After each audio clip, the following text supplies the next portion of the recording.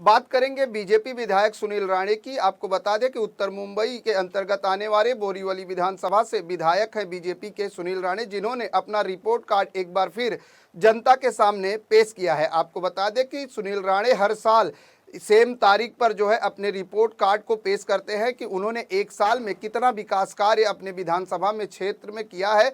उसका जो report card जो खाका है वो जनता के सामने वो प्रस्तुत करते हैं।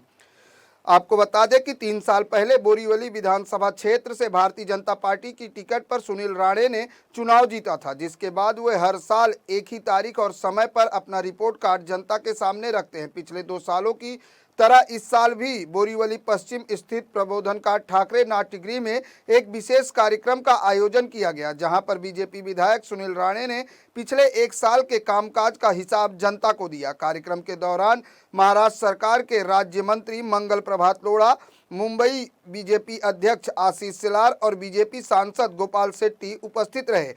बीजेपी विधायक सुनील राणे पिछले 3 साल से लगातार अपना रिपोर्ट कार्ड जनता के सामने रखते हैं। बीजेपी विधायक सुनील राणे ने अपने निर्वाचन क्षेत्र में लाइब्रेरी का निर्माण, स्पोर्ट्स मैदान का विकास, स्वच्छता और सुंदरीकरण के लिए विभिन्न स्थानों पर टाइल्स लगाने का कार्य किया है। सुरक्षा के लिहाज से सीसीटीवी कैमरे लगाने का कार्य, सोलार लाइट की व्यवस्था और चौकों का सौंदर्यीकरण, पुलों और सड़कों की मरम्मत के कार्य प्रमुखता से किए हैं।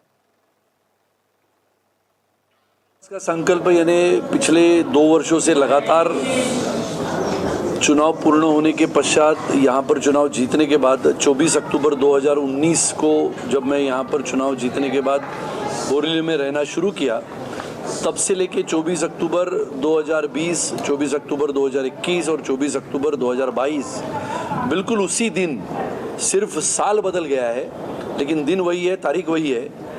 जो काम हमने पिछले 3 वर्षों में किया, हर लगातार उस वर्ष का काम लोगों के सामने रखने का जो विश्वास आदरणीय प्रधानमंत्री श्री नरेंद्र मोदी जी लोगों को देते हैं, उसी विश्वास के साथ एक छोटा कार्यकर्ता इस नाते हमने भी जो काम किया वो लोगों के सामने रखने का प्रयास आज के दिन में हमने किया है। बहुत सारे जगहों पे जो काम हुए, झुग्गी झोपड़पट्टियों से लेके गोराई के समुद्र के उस पार के गांव में जो विकास हुआ, ये सभी विकासों का लेखा जोखा लोगों के सामने रखने का आज का हमारा दिन है।